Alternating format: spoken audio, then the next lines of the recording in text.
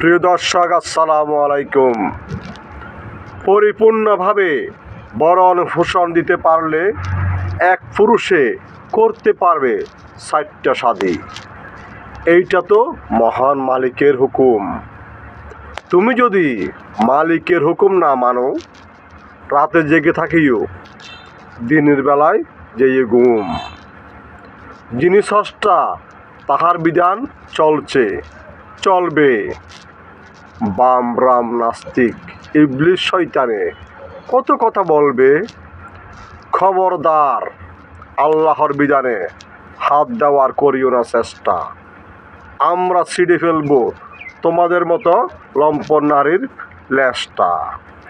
এই তোমাকে বলছি, লম্পট নারী, চলে যাও তুমি নাস্তিক নাসরিনের বাড়ি, অথবা লম্পট জাফরের বাড়ি।